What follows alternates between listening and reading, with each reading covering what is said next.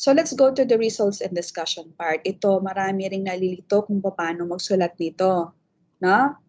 Okay, so sabi, the results, okay, communicate, okay, the results section communicates the facts, measurements, and observations made by the researcher. You are just presenting, okay?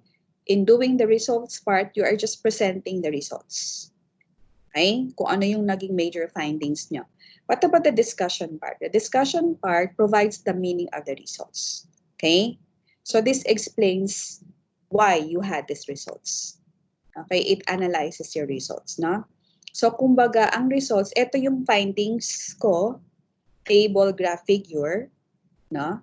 And then trend. Pag discussion part, bakit? Okay? Bakit? Bakit ganito yung aking naging results? Okay? So, yun ang pinagkaiba sa results at saka sa discussion. Because many students get confused, no? After presenting the results, syempre, ang haba-haba na. Akala nila, yun na rin ang discussion. Hindi. Ang discussion ay bakit ganyan ang results. And usually, you relate you relate your results to other findings, to other studies. Okay? You compare, you contrast, and so on and so forth. Okay? Now, how do you present your results? Okay, you can organize your results. You can present them either in a table or in graphs or in figures. Okay, to highlight the data after statistical analysis, taking note of the means, range, totals, etc. Okay, if these are applicable. Okay, if these are applicable.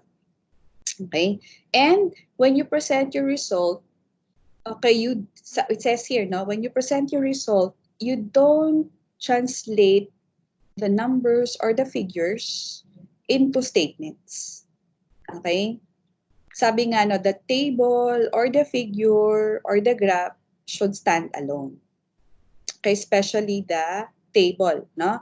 So sabi nga, no, in making the table, no, for it to stand alone, the reader should be able to understand the meaning of the table, the meaning of the numbers, okay, without even reading the text. Okay? So, kailangan kumpleto ang table. Kumpleto ang title, diba? The title should represent what the table means, what the data means, and then if you have legends, kasama rin. So that, if a person reads your table, okay, he or she is able to understand without even reading the text. Okay? And in presenting your results, you don't translate the numbers into statements. Halimbawa, the mean for the control group is blah, blah, and so on and so forth. The mean for T1 is blah, blah, and so on and so on. No? So the reader can assess that when looking at the table, so you don't have to repeat.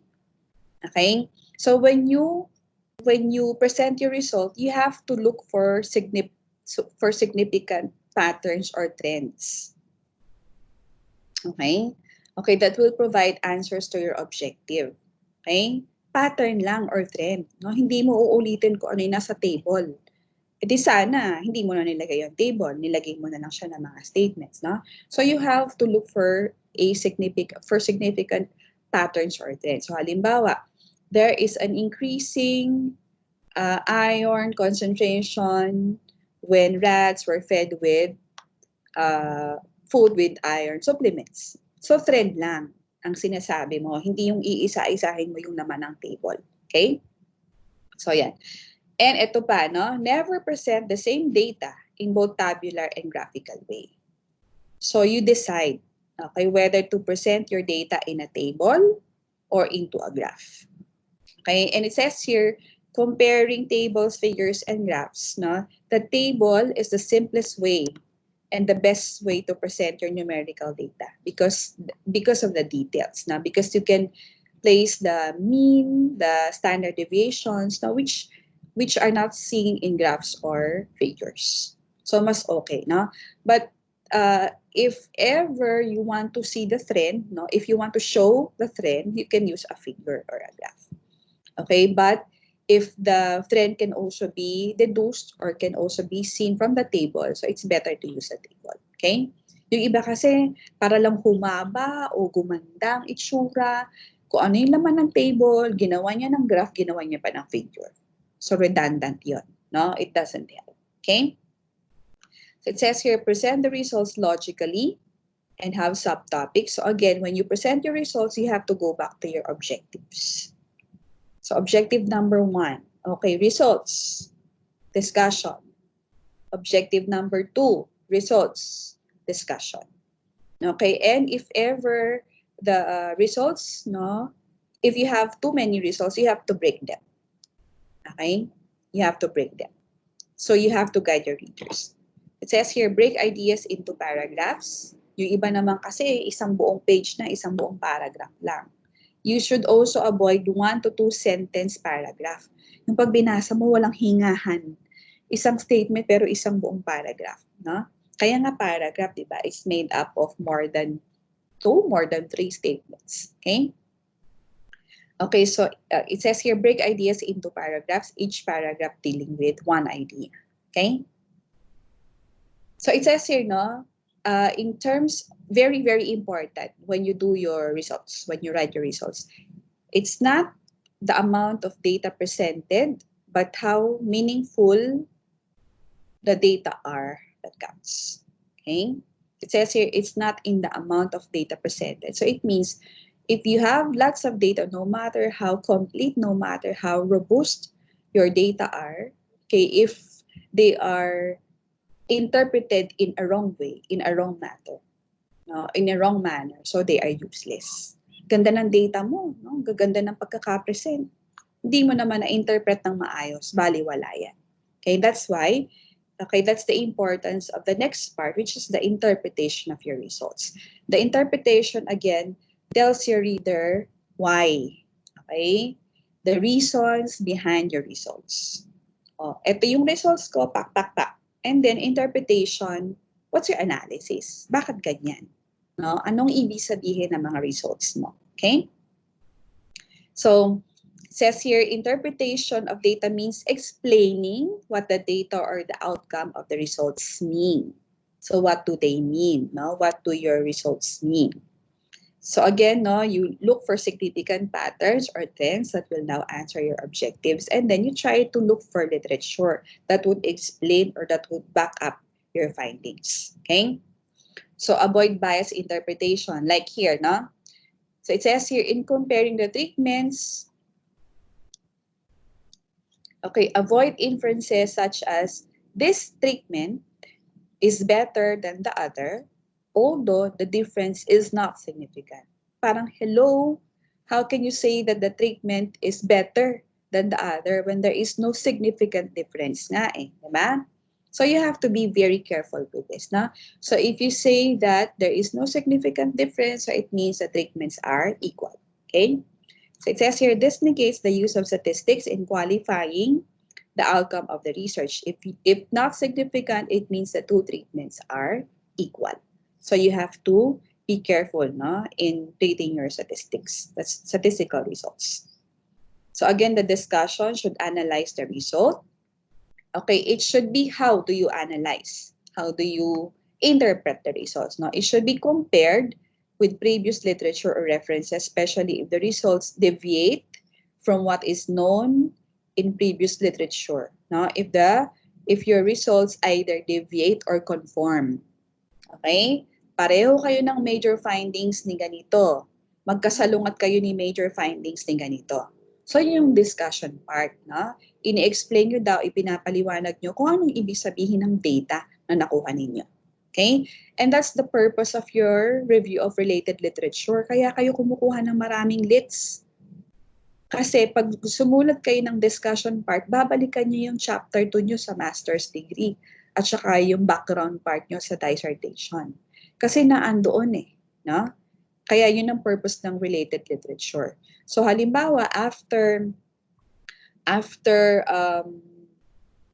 executing your methods, no, after having your results, maybe you can go back to the literature review and delete the other literatures, no, that are not really related to your findings. Okay?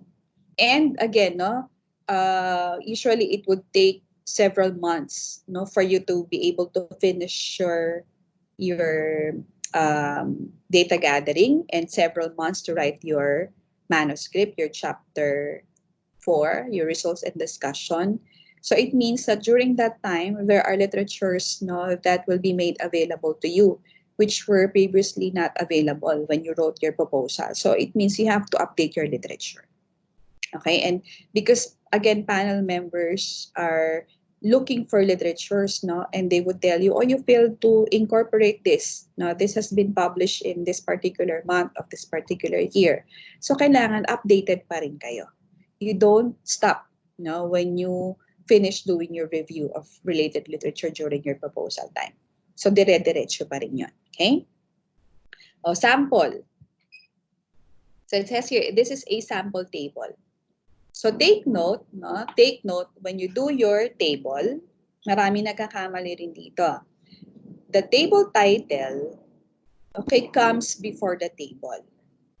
Okay, it should not come after the table. Now, if you have a figure or a graph, the title comes after the figure or the graph. Pero sa table, no, the table title comes before the actual table. Okay? In making the table, you don't use so many horizontal lines. You don't divide them into horizontal lines. You don't also use vertical lines. Okay, you only use 3 horizontal lines. The first 2 lines to delimit the content, no, the title content of your table, and the last line to finalize your table. Okay? So ganito lang kasimple. And that the table title should be complete, no? It should, sabi natin, diba, the table should stand alone. Okay, so the table title should be clear, okay, explaining or introducing the content of your table. Okay, so it says here, iron content. Ito, iron content yan. Before and after.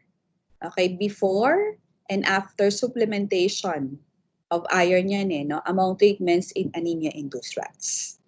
Okay? So if you're going to read the table, if the table title was iron content, I'm looking at iron content and no more. Okay? And then in the table, okay, so you have here the titles, the titles for each entry. And then usually in a table, you have here the means and you include the standard deviations.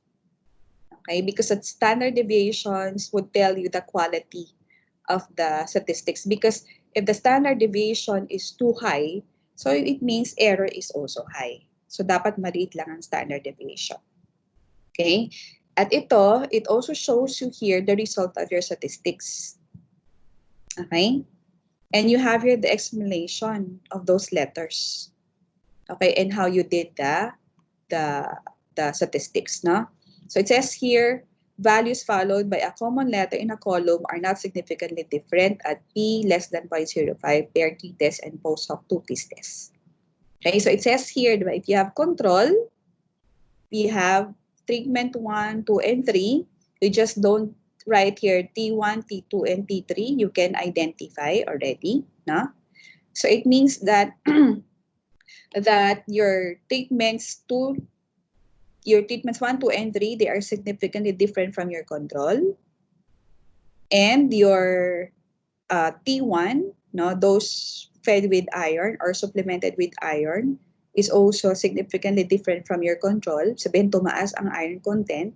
It's also significantly different from with mice, rats fed with MSG, monosodium glutamate, and with vitamin C. But ito, rats fed with iron MSG and iron MSG, vitamin C, no, sabihin iron content had no significant difference. So that's the purpose of these letters. Okay?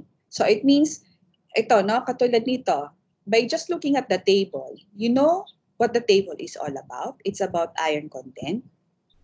Okay? Iron content, no? Milligram iron hemoglobin. And you know the deviations, and you know what the letters mean, and you know what the table is all about. So it can stand alone.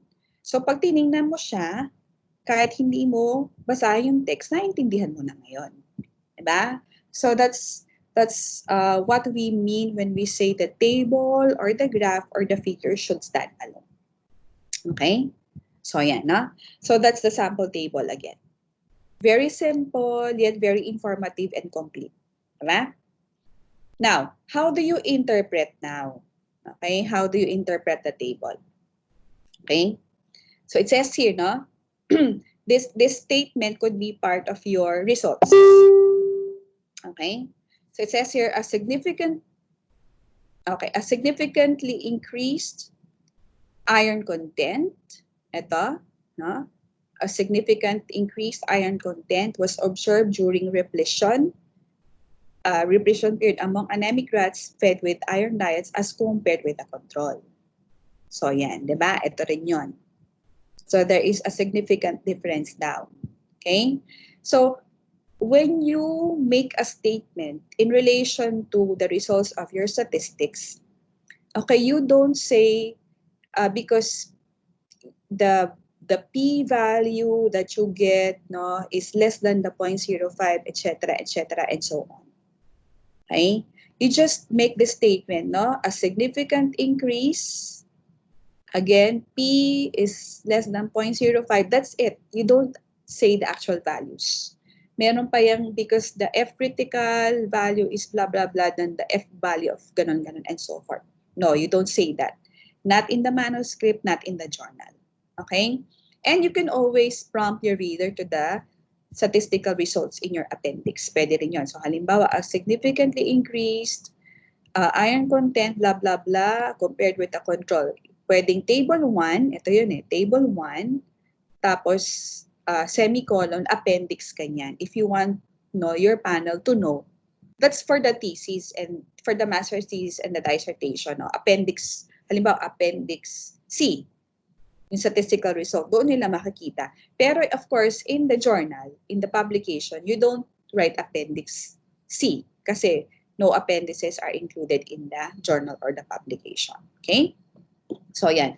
So this is what I meant when I said that you don't repeat the numbers in your table when you do your discussion, when you do when you present your results. You don't say after repletion, the control group had a mean iron content of 2.91, T1 had 4.55, and so on and so forth, because your readers can see that in the table. Okay, you just look for a pattern, a significant pattern or trend. Okay, and then don't forget also to prompt your readers to the table or to the appendix again in your thesis or your dissertation. Okay? At isa pa, please take note, when you do your results and discussion part, you don't start your chapter with a summary of your methods. Kasi nasa methods part na yun no? So you start with your results and discussion part with your results, direkta. Katulad nito, ito muna, a significant increase, dito yan, and then you have the table. Text first before the table, not table before the text, not figure or graph before the text. Okay? Kasi you're going to prompt your reader to your table or to your figure or to your graph. So text first, again, be straight to the point, be simple. Sa hindi pahabaan ang labanan ng dissertation no? Nakakainis pa kapag magbasa pag ang haba-haba. So you have to be straight to the point. And then again, you prompt your reader to your table, to your figure, or to your graph. Okay? Okay. So ito, no? So again, how to do the interpretation. It says here, I only included the table for discussion purposes, pero dire-diretso lang yung text na yan. Tas isang table lang, no? So it says here, notably, iron content of those groups which receive iron MSG and iron MSGC showed higher iron content. Ito yon, diba? Showed higher iron content. So P, kasi ito, it shows that again, there is a significant difference, no?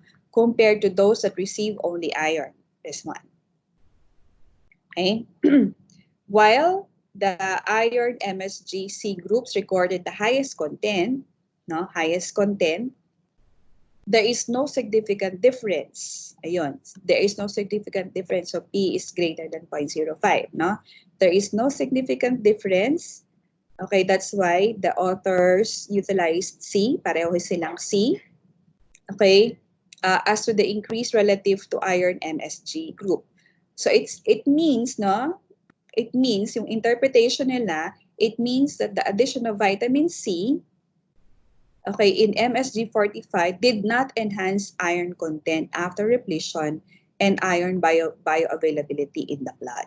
So it means, diba, if, okay, the iron content of rats, okay, which are fed with iron MSG, increased, okay?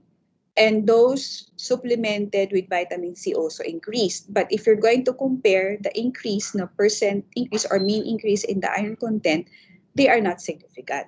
Kahit na mas mataas pa yung 10.7 sa 9.7, mas mataas siya ng isa o ng 1 point. Again, ang difference daw nila sa statistics ay hindi significant. So, ibig sabihin, bakit mo pa kailangan bigyan ng vitamin C? Mag-supplement ka pa ng vitamin C. Eh kahit wala naman ng vitamin C, ay okay naman ang kanilang iron content. Okay? So ito yon, no? So again, in the statements, you don't see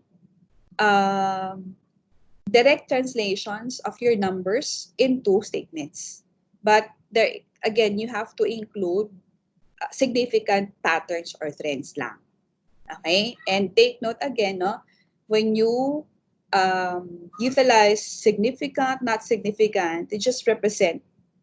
Ito, pag significant, P is less than 0.05. Pag not significant, P is greater than 0.05. So, depende kung may sa inyo, kung may 0.01, 0.02. So, in this case, no, the authors use 0.05 as the reference. Okay? So, yan. So, kung titingnan nyo, maiksi lang siya. Diba? Maiksi lang. Especially in the presentation part. Okay, what about so that's for the interpretation, no? So again, when you present your data, so tabular, tapos you interpret your results. Okay, ito palang results part pa lang yan, ha? Results part. Yan, results part pa lang yan. What about the discussion part? Sabi natin, the discussion part explains the meaning of your results. Bakit ganito ang inyong results? And it means you have to compare your results to the works of others. So again, dito pumapasok yung inyong review of related literature. Okay? So it says here for the discussion part, no? Kasi yung iba, kaya humahaba yung results part, lahat nga ng statement sa table, sinulat. Di ang haba na. Akala tuloy nila, yun na yung kanilang discussion. Hindi pa. Results lang yun.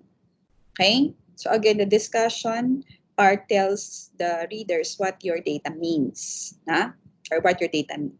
So it says here, published data show that in both humans and some rats, iron sulfate, ferrosulfate is bioavailable. And then, yan. Okay? And in the discussion part, again, you have to use your citations. You have to have in-text citations.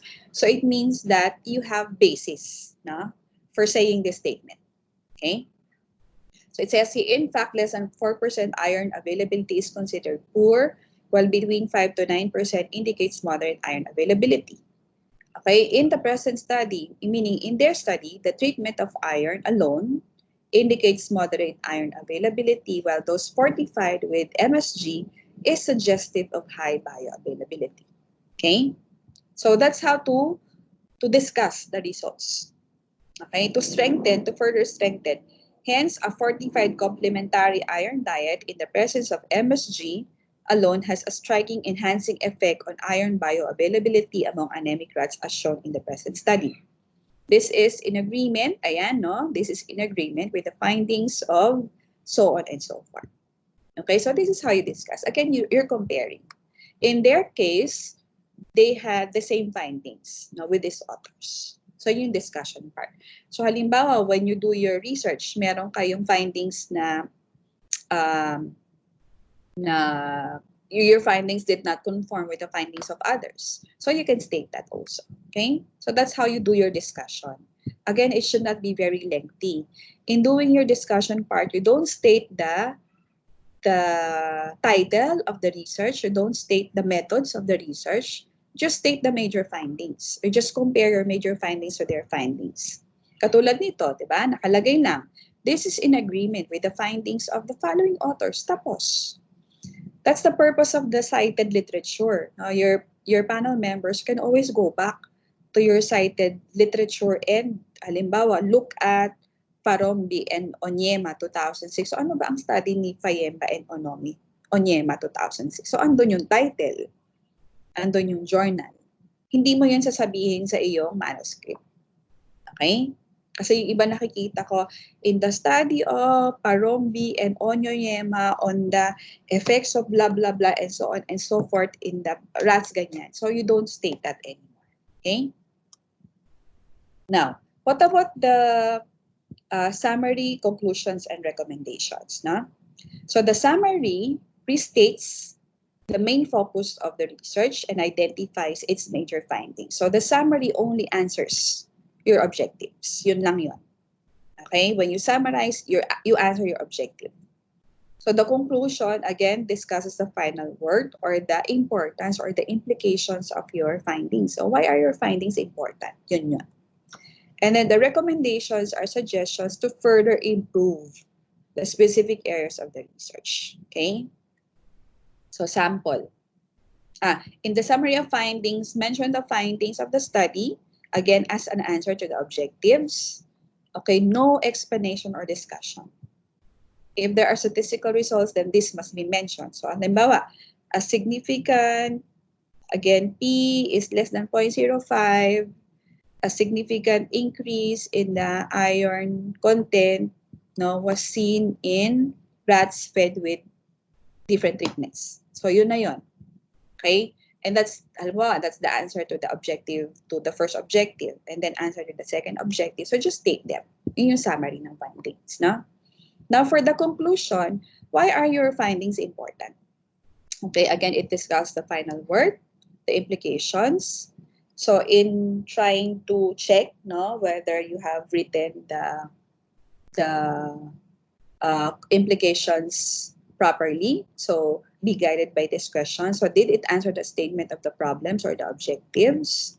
Okay, did it give the whole picture of the results of the research? And why are the major findings important? Okay? So halimbawa, sample conclusion, no? Title of the paper, The Water Quality of Palikpikan River of Mounts Palaypalay, Mataas na Gulod, Luzon Island, Philippines. So ang conclusion niya, okay, based on the overall results of the study, the Palikpikan River can be classified as Class B, recreational water class. So maybe the objective was to identify or to classify the Palikpikan River, okay, in terms of, meron silang criteria nila.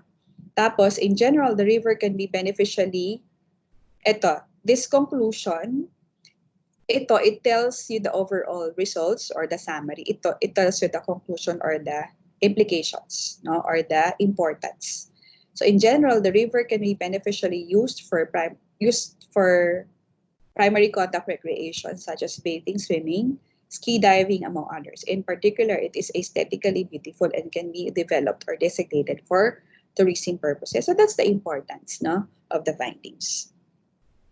Recommendations. Okay, so make recommendations on how to benefit from the findings. Katulad nito, no? Okay, so what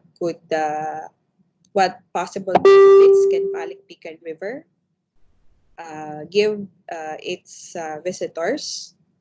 And then recommendations for further studies regarding the problem at hand and areas which were not fully addressed in the current study. No? So if you have particular areas or portions, important portions or areas that were not covered in your present study, so you have to recommend them, okay, for other researchers to do.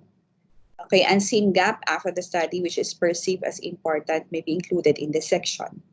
So sabi natin, di ba, research is really conclusive. It is cyclical. So after your research, you would be able to identify gaps. Okay, so you can recommend that, no, for further studies. Okay. So sample recommendation, water quality ulit, no?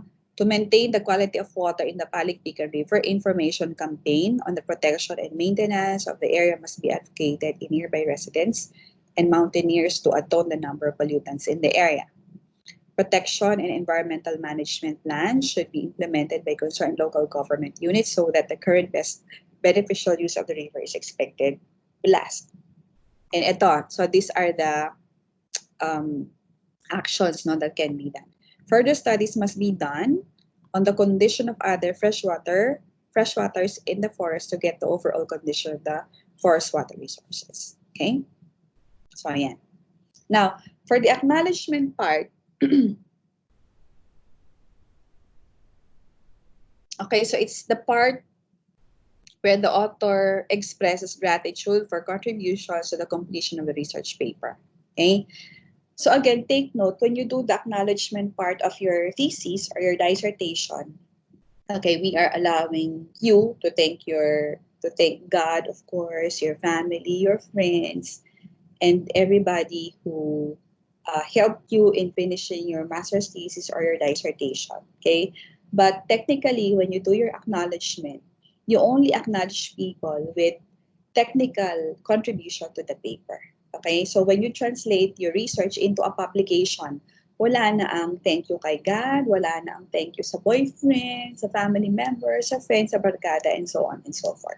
Okay, so you just mention those persons who really contributed to the paper. Okay, it says here, as a rule, acknowledge only the persons whose technical contribution to the paper is substantial enough to make a big difference in the paper, but not enough to be included in the byline. So it means you're thanking persons, no, for their technical assistance with the paper, but the technical assistance they gave you, no, is not sufficient, no, for them to be included as a co-author. So yun ang ibig sabihin, no? So another very important aspect, no, to be acknowledged is the funding source, no, government agencies or organizations, no, which gave you the funding to do your research. Okay, so sample, the authors wish to thank the government of the Netherlands through the Haribon Foundation Philippines for funding the research. Okay, Dr. Augusto Sobalde for editing and technical assistance, Dr. Rick Brown for his inputs in the paper. Okay? So, ganun lang po ang sample acknowledgement. Okay? And then for the literature cited, so all sources of information cited in the text must be completely written in the literature cited. So, it simply means that all in-text citations should have corresponding end references. So kung ano ang binanggit nyo sa manuscript, dapat meron siyang nakikita sa cited literature. You don't use references anymore, but cited literature. Okay, because it means that these literatures were cited in your manuscript. No? So as a general rule, follow the style and format set by the academic institution. Follow the CSE, Council for Science Editors format. Okay, and journal where you wish to publish your paper. Again, follow the style and the format of the journal. Meron silang policies doon. If they tell you to use the APA, follow the APA. Okay, if they tell you to use the CSE, follow the CSE and other formats available. Okay? And cite only published literature. You don't cite gray literature or unpublished literature to strengthen again your paper. Okay? Okay, typically there are more mistakes in the references than any other part of the manuscript. That's very true. At masakit sa ulo yan, no? This is one of the most annoying problems and causes great headaches among editors and panel members na. No? So do not overinflate the manuscript with too many references. It doesn't make a better manuscript. So cite references which are recent. Okay? Yung iba naman, baka kopong-kopong pa kasama pa. So, yung recent na lang. So, halimbawa, if you have 10 in-text citations for a statement, if 5 are outdated, so just remove them. Include the recent ones. Avoid excessive self-citations. Ikaw na nga ang gumawa, ikaw pa ang cite sa sarili mo. Avoid excessive citations of publications from the same region. So it means you only utilize literature from that region. What about other regions? Baka meron. O sa Asia ka lang kumuha. What about in Europe, in America? Diba? So dapat meron yan. So make sure you know the relevant literature. So again, from time to time, update yourselves. Okay? So make the reference list and in-text citation conform strictly to the style given. Yun na kanina. Check the following spelling of the names of the authors, year of publication, and then usages of et al. And punctuations. Again, et al. From et ali. Et al. Period. Hindi et period al period. Hindi et al. Hindi et period al. So et al. Et al. Period. Okay? So yan.